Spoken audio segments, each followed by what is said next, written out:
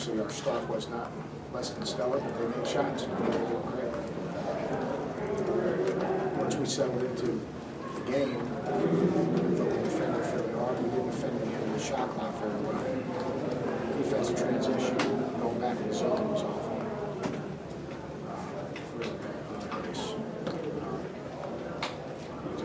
We didn't get back. For us to win, it's real simple. We need more guys to contribute. We didn't shoot the ball well. A lot has to do with their defense. A lot has to do. We had some open looks for us to be finished. And they did a good job protecting the front of the rim. First half, 14 turnovers. That was just being the old John Wooden adage about being quick and don't hurry. We would turn them over, and they had 10 turnovers, and we would just throw it right back to them. Second half, we did a better job of taking care of the ball. Being in the second half, I thought we ran good offense.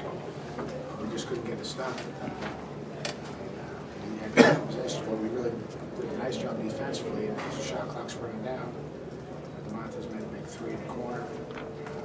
We had some looks that we didn't finish, so we got to give them credit. In a big picture, with everything that our team has gone through this year, I think that if someone would have told me in the season, you win 9 games in the league, have a winning record in the league, I'd be proud of that accomplishment. It's hard to have a winning record in this conference. Tied for 4th. That's something these kids should be proud of. Wherever we're seeing it, we see the 6th. These kids have persevered pretty good. It's going to be easy for people to be cynical, but in a big picture, they've really done some pretty special things. Very limited bench, and a lot of responsibility heaped upon them. So, the biggest thing is, where we stand against them, we got games. We're no different than anyone else. We got a lot of company. Say, well, you're not in the tournament. That's you don't win the opening round of the ACC.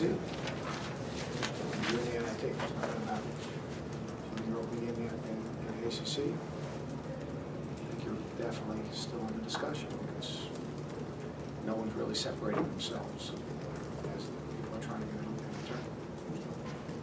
Given that, how worried are you or not about going into the East tournament with a 2-game skid like you're playing this week? 6.5 days ago, we thought we were pretty good. I thought we got a good game. I still think we're pretty good. We lost to 2 pretty good teams. I didn't say great. There's about 3 or 4 teams that are great. We need to have everyone on the same page to be good. We need to have everyone contribute. We have a very, very small margin of error, and that's why I'm so proud that we've been able to win our league games, and I'm proud that we are.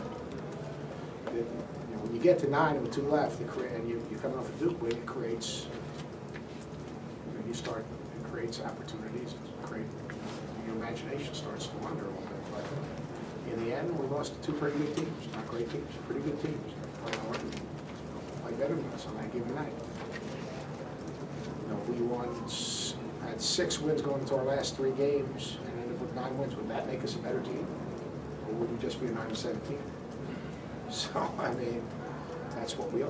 We're 9-17 and had opportunities to maybe be a little bit better, but also won some games to put us at 9-17. Did you think, Jeff, in the first half was a case of just trying to hurry too much? And 7 turnovers. Yeah, but I mean, a lot of those were off rebounds and outlets. They were jamming out a little bit. Like the 7th one was, he just got sped up after we just said, all right, we're going to get the last shot. And we throw over the top, and instead of just collecting himself and pitching it back to Malcolm, and then walking up the floor and getting the last shot, which we had to get. And so that was not kind of play I would expect him to make. But I tell you what, you can't question how hard your family played. He gave every ounce of energy in his body. He played the best game he's played, but he sure played hard and tried to play with basketball. And he didn't make too many plays. Frustrating for you to see. Frustrated out there. Eric looked pretty frustrated late in the game. Is he, Clemson players were saying maybe they were starting to lose their legs at the end of the game. That's why the shots were off. I mean, do you put any credence in Yeah, that? I mean, it's hot in there. He played 40, right? 39, I think. A lot of guys play a lot of minutes. I don't think this thing's right, because I know he played 133 minutes. You sat for the last 7 for that. That's right. I don't know. He got good looks. You know, I mean, he's got good looks, and some days you don't make shots. I think Eric Green's had just a remarkable season. And I think he's given us great leadership. He really has. He plays well defensively. He gets people fouled. Some days you're not going to make shots. It's just the way it is. I mean, their defense had something to do. Let's face it, they're jamming him on every outlet. He's got to advance the ball up the floor. And, I'm sure he was tired. Is that why he missed the shots? I'll have to go to the, what's that guy on ESPN now, the sports scientist. We're going to go to him.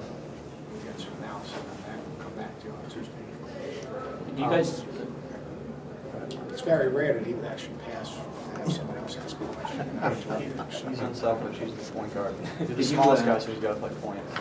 Go ahead, Mark. did you guys get worn down because of this particular game and how Clemson was playing, or is it a fatigue, a cumulative effect this week of going playing so many minutes this year? I think, I don't think it's a key one tonight. People will be all right. These guys are used to playing a lot of minutes. I mean, this is your first 2-game losing streak of the year. Of the league. Yeah. How do you get them to, not take the here we go again mentality? What's happening?